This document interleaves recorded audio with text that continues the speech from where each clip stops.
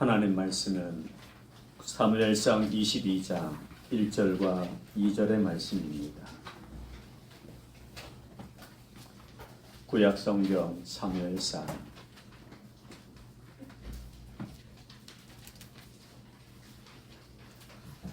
22장 1절 2절의 말씀입니다. 다 찾으시고 같이 읽으시도록 하겠습니다.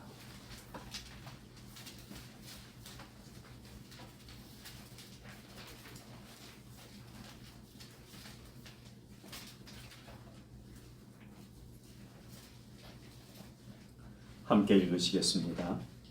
그러므로 다윗이 그곳을 떠나 아둘람 굴로 도망하매 그의 형제와 아버지의 온 집이 듣고 그리로 내려가서 그에게 이르렀고 환난당한 모든 자와 빚진 모든 자와 마음이 원통한 자가 다 그에게로 모였고 그는 그들의 우두머리가 되었는데 그와 함께한 자가 400명 가량이었더라. 지난주 말씀 여러분 꼭 기억해 주시기 바랍니다. 낮아지고 섬기는 자가 되라는 말씀 생각나십니까? 여러분 우리가 누구에게서 낮아져야 할까요? 내 앞에 있는 사람이 높은 사람이기 때문에 제가 낮아집니다. 여러분 그런 말씀이 아니다는 거 잘 아실 겁니다. 우리가 낮아져야 할 우리 앞에 서 있는 사람의 모습은 세상에서 정말 낮은 모습으로 살아가는 자들입니다. 그들보다 더 낮아지라는 거예요. 우리가 섬겨야 할 모습은 모든 사람의 종이 되는 모습인 줄 믿습니다. 오늘 말씀을 읽어보면 다윗에게로 사람들이 몰려오죠. 여러분 이 사람들이 어디로 몰려옵니까? 아둘람 굴이라고 해요. 이 아둘람 굴은 어떤 곳이냐면요. 다윗이 도망한 곳이에요. 1절을 읽어보면 그러므로 다윗이 그곳을 떠나 아둘람 굴로 도망하매 라고 했잖아요. 다윗이 도망한 곳이에요. 그럼 제가 아둘람 굴을 가보니까 야트막한 동산이고요. 저도 이 무릎이 안 좋아서 산행을 잘 못하는데 이러한 저도 3분이면은 이 평지에서 그 굴까지 갈 수 있는 거리예요. 얼마나 야트막한 산인지 아시겠죠? 경사가 완만한 산입니다. 우리가 흔히 볼 수 있는 그냥 동산 정도의 아둘람이에요. 근데 거기에 굴들이 여기저기 파져 있는 거예요. 자연적으로 딱 형성된 굴들이에요. 그곳에 다윗이 도망한 거예요. 그런데 그런 아둘람에 사람들이 보여요. 2절에 보니까 환난당한 모든 자와 빚진 모든 자와 마음이 원통한 자가 다 그에게로 모였고 400명가량이었다. 이렇게 말씀하죠. 그래서 이 다윗 그리고 400명 이 사람들이 모여서 이룬 공동체가 아둘람 공동체라고도 해요. 여러분 이 400명의 사람들이 왜 다윗에게로 왔을까요? 여러분 다윗에게 가면 지금 이 사람들 특징이 어때요? 환난당한 자라고 하죠. 마음이 원통한 자들이라고 하잖아요. 그래 내가 다윗에게 가면 위로받을 수 있어. 도움받을 수 있어. 이것이 해결될 수 있어. 여러분 그 모습을 가진 다윗이기 때문에 왔을까요? 아닙니다. 다윗도 도망자잖아요. 1절에 다윗이 그곳을 떠나 아둘람 굴로 도망하며 도망하는 자예요. 다윗도 사울 왕을 피하고요. 블레셋 가드 왕 아비멜렉에게 망명 신청을 했는데도 그 아비멜렉의 신하들이 다윗을 보면서 저 사람은 죽여야 할 사람입니다. 기회입니다. 죽입시다.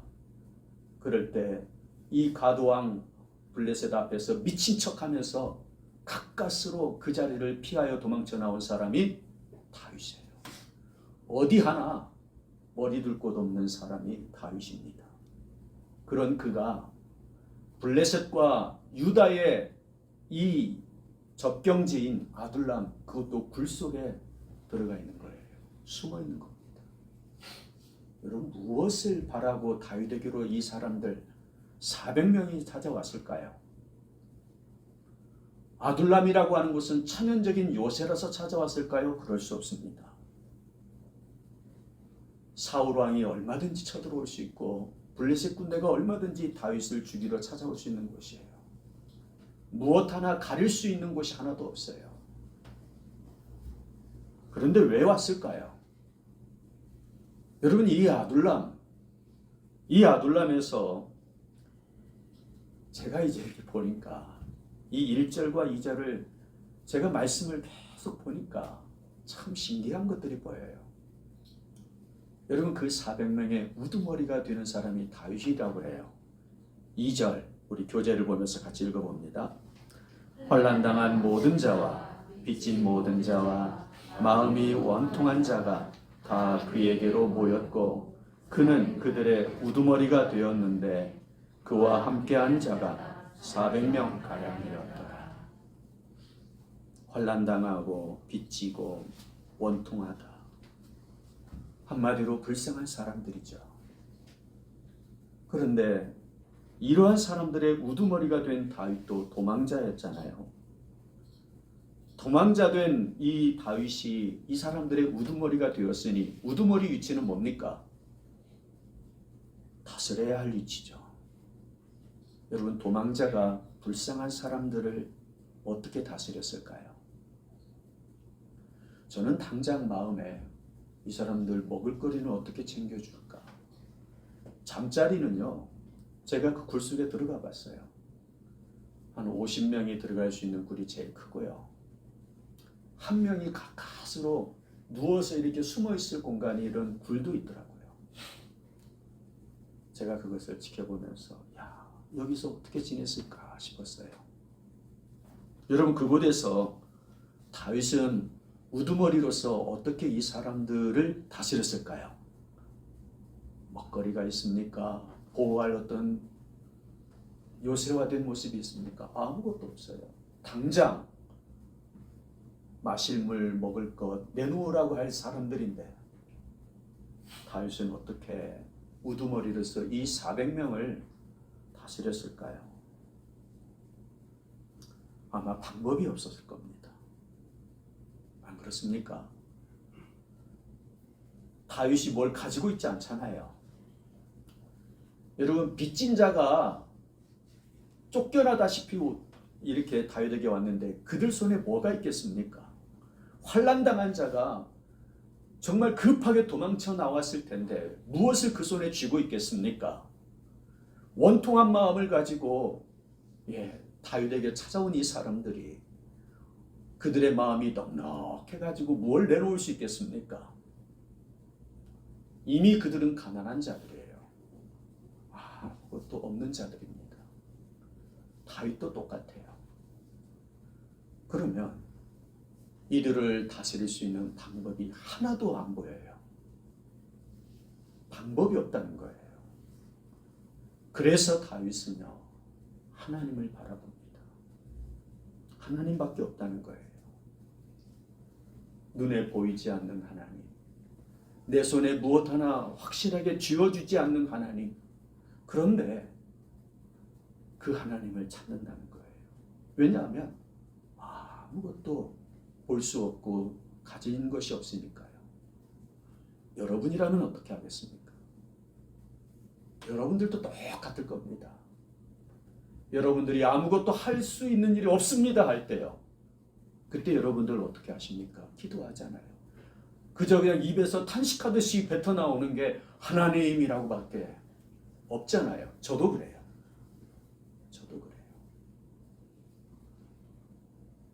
그런 가운데서 하나님을 본다. 그게 바로 기도거든요. 그 다윗의 이 기도, 아둘람 굴에서의 다윗의 모습을 딱 설명해주는 한 성경이 있어요. 그게 시편 34편입니다. 이 34편은 아둘람 굴에서의 다윗의 기도이거든요. 이 기도가 다윗이 어떤 모습으로 기도를 했는지가 설명해 주는 게 시편 34편 4절이에요. 같이 읽어보겠습니다. 내가 여호와께 간구하매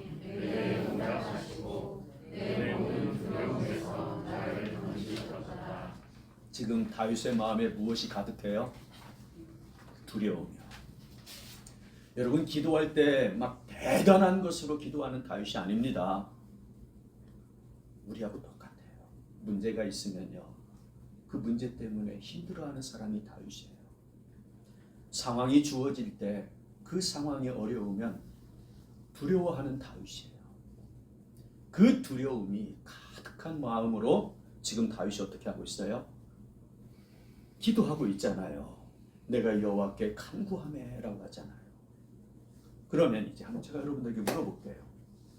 다윗의 기도 내용은 뭐였을까요? 물론 시편 34편에서 찾아볼 수 있어요. 그런데 이것 또한 변변치 않아요.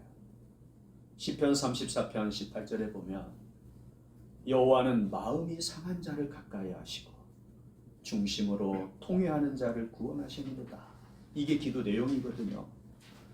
제가 34편을 계속 읽어보는데 이 두 단어가 이 34편의 기도 내용 전부예요. 상한 마음 그리고 통회하는 중심. 자, 상한 마음이 뭘까요? 하나님 가진 거 없어요. 하나님 그런 걸까요? 여러분 이 상한 마음은 다윗도 가진 마음이지만 구체적으로는 400명 자기에게 몰려온 이 사람들의 모습이에요. 지금 이 사람들은 세 가지 특징을 가지고 있죠. 환난당했다는 것, 그리고 빚진 자들이었다는 것, 그리고 마음이 원통한 자들이라는 거죠. 그랬을 때 다윗이 하나님께 가지고 올라갈 수 있는 기도의 제물이라고 할 수 있는 이 내용, 하나님께 바칠 수 있는 제물과 같은 기도의 이 내용은요, 상한 마음이라는 거예요. 하나님, 이 사람들은 환난당했습니다. 이게 기도 내용이에요. 그러니까 환난당한 것을 가지고 기도하는 거예요. 빚진 것을 가지고 기도하는 거예요. 뭔가 아름다운 것을 가지고 하나님께 그러니까 나를 써주세요. 나를 통해서 이 사람들이 복을 받게 해주세요. 이게 아니에요. 다윗은 자기가 보고 있고 현실적인 이 문제를 가지고 있는 그 모습 그대로 환난이 기도의 이유가 되고 원통함이 기도의 근거가 되고 있는 거예요. 그것을 상한 마음이라고 표현해요. 하나님, 우리는 상한 마음밖에 없습니다. 그런데 참 신기한 일은 이 시편 34편의 시작을요, 찬송으로 합니다. 그러면 이제 한번 생각해 봅시다. 상한 마음이 먼저 나오고 통회하는 중심이 소개가 된 가운데서 결론적으로 하나님을 찬송하고 하나님이 주시는 구원을 따라 기뻐하는 것이 흐름이잖아요. 그런데 시편 34편을 기록할 때에는요, 1절과 2절에서 우리 읽어봅시다. 같이. 내가 여호와를 항상 송축하며 내 입술로 항상 주를 찬양하리이다. 내 영혼이 여호와를 찬송하리니 곤고한 자들이 이를 듣고 기뻐하리로다. 지금 찬송이 가득하고 기쁨도 가득해요. 그러면 이미 다윗은 하나님께 기도하였고 그 상한 마음으로 하나님께 기도하였고 그 응답이 하나님이 주시는 기쁨이었다는 걸 경험했다는 거예요. 그 경험을 가지고 먼저 하나님께 영광을 돌리는 마음으로 이 기록을 하고 있는 거예요. 하나님 찬송합니다. 하나님이 주신 기쁨이 가득합니다. 곤고한 자가, 여기 2절에 보면 여호와를 찬송하리니 곤고한 자들이 이를 듣고 기뻐하리로다. 곤고한 자들마다 다 우리와 같이 되기를 원합니다. 하나님이 주신 기쁨으로 이 곤고한 자들이 다 우리처럼 기뻐할 수 있기를 원합니다.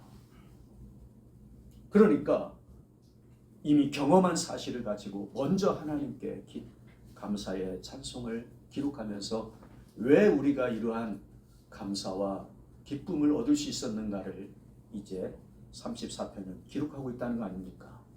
맞죠? 이것이 아둘람 사역이에요. 제가 서론에 우리가 낮아지고 섬기는 자가 되어야 합니다라고 했고, 우리가 낮아져야 할 대상은 높은 사람들 앞에서 낮아지는 게 아니고 이미 낮은 사람으로 살아가는 많은 사람들 앞에서 그들 앞에서 낮아져야 합니다라고 했어요. 섬긴다는 건 모든 사람의 종이 된다는 것이다라는 거예요. 이게 바로 이제 아둘람 사역이에요. 아둘람 사역이요. 1절, 2절로 끝내고 있지만 여러분, 우리 교회 안에 이 아둘람 사역의 은혜가 함께 하시기를 주의 이름으로 축원합니다. 아둘람 사역은요, 대단한 능력으로 하는 사역이 아닙니다. 마음이 상한 자들과 함께 통회하는 사역이 아둘람 사역이에요. 불쌍한 사람들, 그들을 불쌍히 여기는 사역이 아둘람 사역이고요. 긍휼히 여길 자를 긍휼히 여기는 사역이 아둘람 사역이에요. 우리 교회 안에 이와 같은 사역이 풍성하기를 주의 이름으로 축원합니다. 누구든지 오면 위로받고 새 힘을 얻을 수 있고 하나님이 주시는 기쁨과 구원의 감격 속에서 하나님의 능력으로 다시금 일어설 수 있게 하는 사역, 바로 이것이 아둘람 사역이거든요. 그래서 사도 바울은 우는 자들과 함께 울라라고 하는 것이 한마디로 표현해 주는 거예요. 로마서 12장 15절에 보면 즐거워하는 자들과 함께 즐거워하고 우는 자들과 함께 울라. 낮아지고 섬기는 사역의 모습이 이거예요. 함께 한다는 거예요. 함께. 그러면 우두머리가 된 다윗, 그는 어떻게 이 사역을 할 수 있었을까요? 여러분, 확신을 가졌다는 거예요. 다윗이. 어떤 확신이냐면 다윗이 개인적으로 경험한 하나님에 대한 확신이에요. 지금 아둘람 굴에 이르기 전에 다윗은 블레셋 땅에 망명했고요. 그 땅은 가드라고 하는 지역에 있고 그 가드 땅의 왕은 아비멜렉입니다. 이 아비멜렉에게 자기 일신을 의탁하려고 했는데 아비멜렉의 신하들이 저 다윗이 어떤 자입니까? 우리 블레셋 사람을 죽인 자 아닙니까? 지금 이스라엘의 왕 사울보다 더한 자입니다. 사울은 다윗 블레셋을 죽인 사람의 수요를 천천이라고 하는데 이 다윗에 대해서는 만만이라고 하지 않습니까? 우리 백성들을 가장 많이 죽인 자가 다윗입니다. 그러니 저 사람을 죽여야 합니다. 기회가 왔습니다. 라는 거예요. 그때 이 다윗이 얼마나 군급했겠습니까? 얼마나 그 마음이 불안하고 두렵고 힘들었겠습니까? 살 길인 줄 알고 갔는데 죽을 자리더라는 거예요. 그랬을 때 다윗이 미친 척을 합니다. 근데 그 마음은요, 사람들이 보는 다윗의 겉모습은 침을 질질 흘리면서 저 막 벽을, 이 문을 손으로 막 벅벅 긁으면서 미친 척을 하는 거예요. 그러니까 누가 보아도 야, 이제 다윗이 돌았다. 정신적으로 이상이 생겼구나. 저 사람이 상황이, 환경이 이러니까 완전히 저 사람이 이제 미친 사람이 되었구나 할 정도로, 여러분, 왕이, 신하들이, 그 안에 있는 사람들이 다 속아 넘어갈 정도의 다윗이니까 진짜 미친 거 아닐까요? 얼마나 큰 스트레스가 되었겠습니까? 그런데 아둘람굴에서요, 다윗이 그때의 자기의 모습을 설명합니다. 마음속을요. 시편 34편 6절이요. 6절 함께 읽어보겠습니다. 이 곤고한 자가 부르짖음에 여호와께서 들으시고 그의 모든 환난에서 구원하셨다. 자기를 곤고한 자라고 하죠. 내가 그렇게 곤고하였을 때 하나님께 이 마음으로 계속 부르짖었다는 거예요. 그런데 자기도 모르게 막 자기가 미친 척하는 모습으로 나타나고 있다는 거죠. 그러면서도 이 속에서는요, 하나님께 부르짖는다는 거예요. 그랬더니 하나님이 나를 들어주셨다는 거예요. 들으셨다. 그리고 구원하셨다. 그 환난에서요. 이게 다윗이 개인적으로 가진 확신이에요. 아, 곤고한 자를 하나님이 가까이 하시는구나. 마음이 상한 자를 하나님이 가까이 하시는구나. 하나님께서 내가 이 블레셋 땅에 피하는 것이 하나님 뜻이 아니었구나. 힘들고 어렵고 아프다 할지라도 괴롭다 할지라도 유다 땅에 거하는 것이 하나님 뜻이었구나. 그래서 다윗이 중심으로 통회하는 거예요. 하나님 뜻은 하나님이 나에게 머물라고 하신 그 땅, 그 삶의 자리, 내가 피하고 싶은 내 삶의 자리이지만 그러나 이 자리가 하나님이 나에게 머물라고 하신 자리이구나. 내게 고통을 안겨주고 내게 아픔을 주는 내 삶의 환경이지만 이 환경을 하나님은 나로 하여금 머물라 하시는구나. 그러면서 하나님, 제가 그 자리를 떠났음에 회개합니다. 내가 왜 블레셋에 왔는지 회개합니다. 그러한 다윗이 고백하는 게요, 바로 그거잖아요. 마음이 상한 자를, 여호와는 마음이 상한 자를 가까이 하시고 중심으로 통회하는 자를 구원하시는도다. 시편 34편 18절이 다윗이 마음에 가진 확신이에요. 확신. 자기 개인의 일을 경험하면서요. 그런데 자기하고 똑같은 사람들이 지금 막 400명이나 몰려오거든요. 여러분, 이 400명이 몰려올 때 아이고, 이제 큰일 났다. 내가 저 사람들을 어떻게 먹여 살려? 내가 저 사람들을 어떻게 도우며 어떻게 위로하며 격려하지? 나는 아무것도 없는데. 여러분, 다윗이 지금 나이가 30세가 안 되었습니다. 20대 중반이에요. 여러분, 20대 중반이면 청년입니다. 이러한 다윗이 뭘 할 수 있을까요? 그런데 이 400명이 몰려올 때요, 다윗의 눈에 그게 자기처럼 보이는 거죠. 한 사람처럼 보여요. 여러분, 400명이 아닌 4,000명이 와도 아마 다윗의 눈에는 한 사람처럼 보였을 겁니다. 곤고한 자들, 마음이 상한 자들, 이렇게 보인다는 거죠. 그런데 확신이 있어요. 하나님이 이 곤고한 자들을, 마음이 상한 자들을 가까이 하신다는 거예요. 바로 자기를 가까이 해주셨거든요. 내 안에서 이루어진 하나님의 구원을 경험한 터라 다윗은요, 그래서 자기 힘으로 일하는 게 아니에요.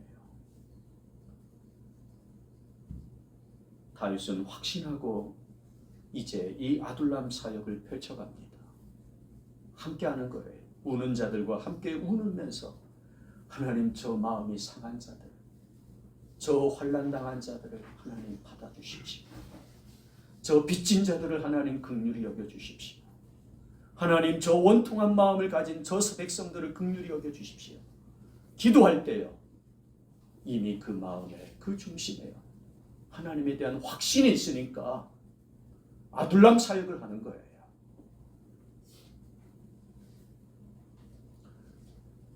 빈들에서 오병이어의 역사를 펼치신 예수님, 그 일을 여러분 잘 아실 겁니다. 5,000명이 넘는 사람들, 이 사람들에게 제자들로 하여금 먹을 것을 주라고 말씀하시지요. 여러분, 마태복음 14장 16절 함께 읽어보겠습니다. 예수께서 이르시되 갈 것 없다. 너희가 먹을 것을 주라. 여기 말씀을 읽을 때 뭐가 보입니까? 너희가 먹을 것을 주라가 보입니까? 갈 것 없다가 보입니까? 뭐 사람마다 다르죠. 우리는 다 봐야 합니다. 첫 번째, 왜 예수님은 갈 것 없다고 하실까요? 어디로 가지 말라는 걸까요? 제자들이 요청했거든요.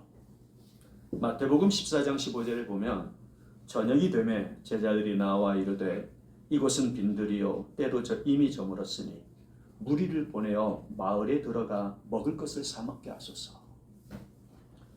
세상을 살아가는 그 모습 그대로 할 수 있는 일을 해야 한다고 말하는 제자들이에요. 세상 속에서 우리가 할 수 있는 일을 해야 합니다. 지금까지 살아오면서 행했던 모든 모습이죠, 이게.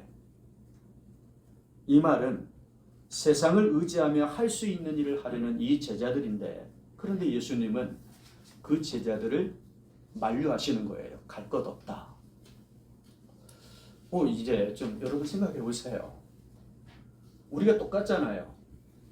문제가 생기고 환난을 당한 자가 찾아왔어요. 원통한 일을 만난 사람이 왔어요. 빚진 자가 왔어요. 당장 우리는 그들에게 어떻게 하려고 할까요? 여러분, 우리가 생각할 수 있는 건 제자들하고 똑같은 거 아닙니까? 마을에 들어가서 먹을 것을 좀 사 먹게 해야 되는 거 아닙니까? 하고 세상을 바라보면서 세상에서 살아온 모습 그대로 인생을 풀어가려고 하는 겁니다. 그런데 예수님은요, 갈 것 없다라고 하는 거예요. 여러분, 여기서부터 충격이지 않습니까? 사실 저는 이 말씀을 보면서 늘 그 전에 너희가 먹을 것을 주라는 것에만 관심을 기울여 왔어요. 그래, 먹을 것을 줘야 되니까 어떻게 해야 될까요?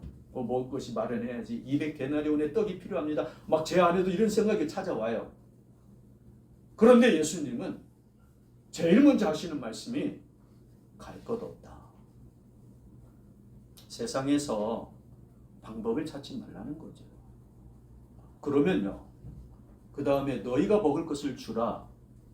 너희 안에서 찾으라는 거예요. 어떤 너희인데요? 아무것도 가지지 못한 너희잖아요. 무엇 해줄 수 없는 너희잖아요. 이들에게 먹을 것이 있습니까? 없으니까 마을에 가야 됩니다라고 말하는 제자들인데,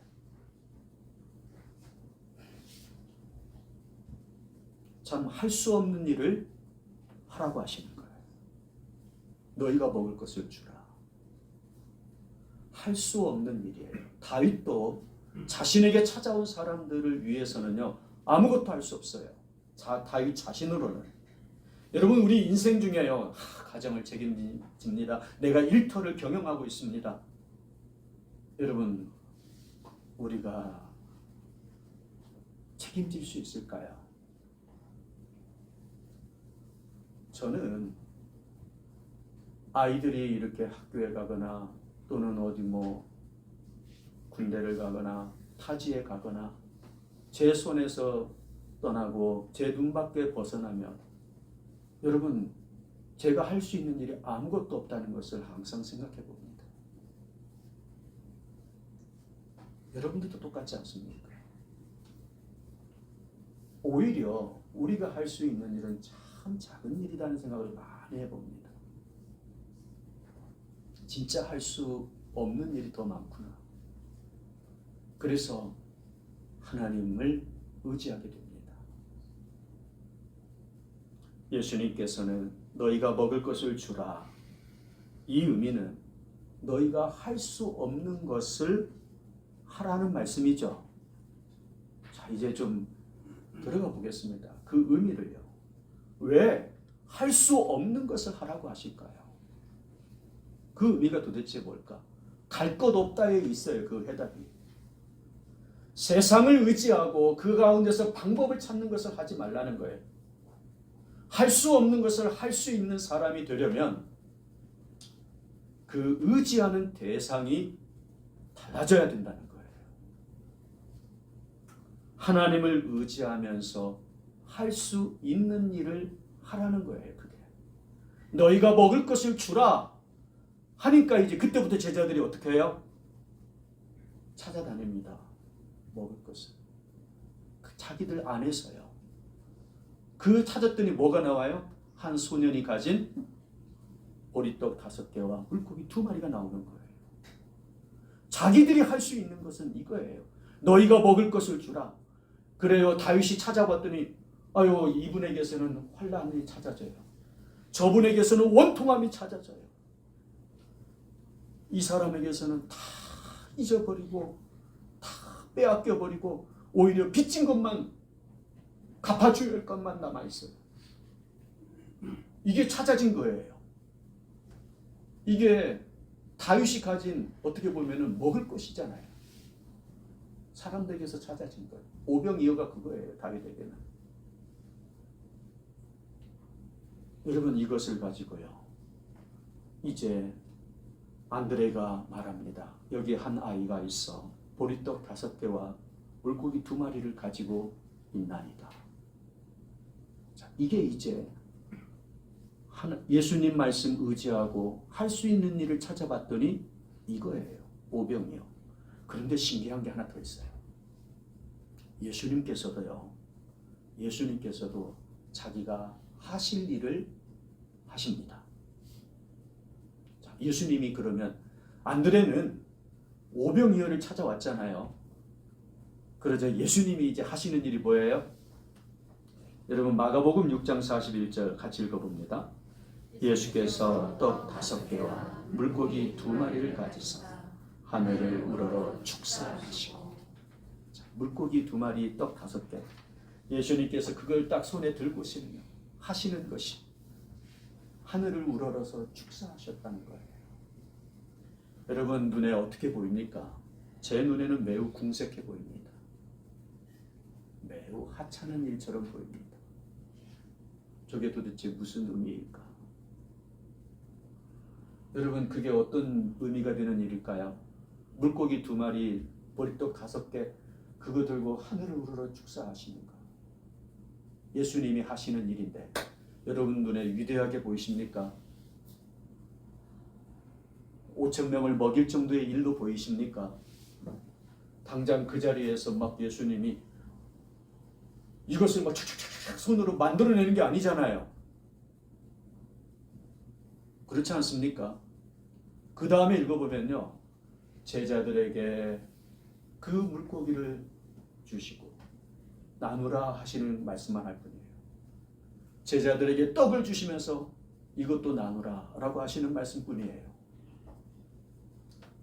저는 예수님께서도요. 하나님을 믿는 믿음으로 당신이 하실 일을 하시더라는 거예요.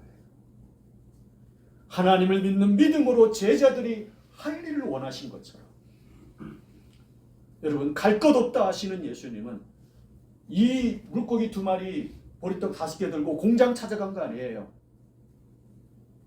누구 재력가를 찾아가신 게 아니에요. 그저 예수님이 할 일을 하시는 거예요. 오로지 공통점이 하나 있다면 하나님을 믿는다는 거예요. 하나님을 바라본다는 거죠. 그랬더니 어떤 일이 일어납니까? 5,000명이 먹고도 12광주리가 남는 역사가 일어났다. 와 하고 하죠. 제일 신기하고 놀라운 것은 5,000명이 먹은 일이 아니고요. 오병이어를 가지고 예수님과 함께 한 소년이 함께한 일이고 그 오병이어를 가지고 제자들이 예수님과 함께한 일이에요. 그러면서 예수님 자신도 하나님 앞에 서는 일이셨다는 거예요. 여러분 지금 우리 안에 어떤 어려움이 있습니까? 어떤 고통이 있습니까? 여러분 아픔이 있고 병들미 있고 궁색함이 있고 빈핍함이 우리 안에 꼭 있다면요. 여러분 이것을 하나님 앞에 저는 드리지 못하겠습니다. 하나님 앞에 드릴 때는 가장 좋은 것으로 드려야 되는데 이게 웬 말입니까? 못 드립니다. 여러분 이러고 싶으세요? 오늘 말씀은 그게 아니에요. 하나님은요, 마음이 상한 자를 가까이 하십니다. 할렐루야. 중심에 통회하는 자를 구원하시는 하나님이세요. 하나님은 곤고한 자의 기도를 들으시는 하나님이세요. 그렇다면 내게 있는 이 아픔, 이 괴로움, 이 어려움이 오히려 하나님 앞에 나아갈 이유가 되는 거 아닙니까? 하나님의 눈은요, 하나님의 눈은 성도이면서 아픈 자들, 성도이면서 궁핍한 자들, 성도이면서 괴로움 당하고 힘들어하며 정말 고민하여 죽겠다고 말하는 그 성도를 향하고 있다는 걸 꼭 믿으시기 바랍니다. 여러분, 그 성도를 위해서 아들 독생자 예수를 아끼지 아니하신 하나님이세요. 그런데 그 성도가 지금 아픈 거예요. 그 성도가 환난을 겪고 있어요. 그러면서 그 환난을 가지고 하나님 앞에 나와서 아버지, 내가 이렇게 아픕니다 라고 말한다는 거예요. 다윗은요, 그걸 너무나도 잘하는 거예요. 도망자잖아요.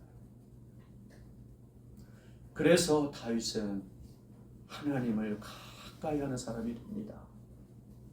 그런 다윗을 하나님께서도 가까이 해주시지요. 성도니까요. 여러분, 감추지 마십시오. 여러분 안에 있는 아픔들을 하나님 앞에서는 드러내십시오. 오히려 하나님은요, 가까이 하십니다. 그것을 기다렸다는 듯이 구원하실 것입니다. 그러면서 이 400명과 함께 다윗이 이스라엘, 이 나라를 세워가는 사람들이 됩니다. 여러분, 이 시간 우리 같이 기도하기 원합니다. 하나님의 말씀이요, 우리에게 대단한 것을 주셔서 우리가 이렇게 소망이 되고 힘이 됩니다. 이게 아닙니다. 이미 하나님 자신이 우리에게 힘이신 줄 믿습니다.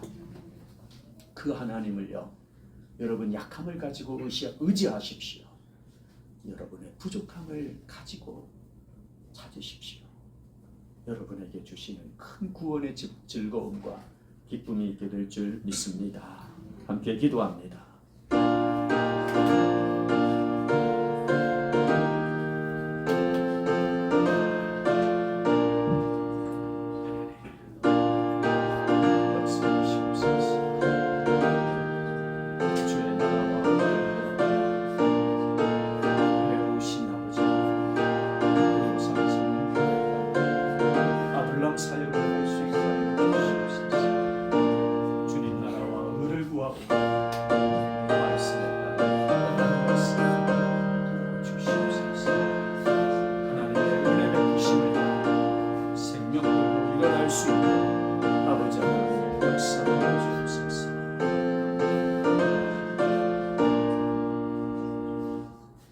아버지 하나님, 어쩌면 우리도 아둘람에 모인 사람들하고 똑같은지요. 왜 이렇게 같은 모습인지요. 세상에서 이리 치이고 저리 힘들어하고 그렇게 아프고 괴로워하다가 하나님에게로 왔습니다. 하나님, 볼 것 없고 오히려 초라하기까지 한 아둘람 불과 같은 곳으로 왔습니다. 하나님, 그러한 우리를 내치지 아니하시고 오히려 가까이 하신다 하실 때, 하나님이여, 세상에서 높아진 자들, 가진 자들, 아무 염려 근심 없다고 말하는 자들, 그들은 하나님이 가까이 하지 않으시고 오히려 이렇게 마음이 상하고 이렇게 곤고한 자를 가까이 하신다 하실 때 놀라납니다. 하나님, 우리가 할 수 있는 일은 오직 하나님을 믿는 믿음 안에서 예수님과 함께하는 일입니다. 주님, 가정의 문제를 가지고 있는 하나님의 백성들, 일터의 어려움을 호소하는 하나님의 종들, 이들을 가까이 하시며 우리 하나님의 큰 구원의 기쁨이 있게 하여 주시옵소서. 진실로 하나님이 하셨음을 고백하게 하시고 하나님께 영광을 돌려드릴 수 있는 아름다움으로 변화될 수 있도록 우리 하나님을 높여드리는 하나님의 백성들이 되도록 축복하여 주옵소서. 예수님의 이름으로 기도하옵나이다. 아멘. 395장 찬양드리며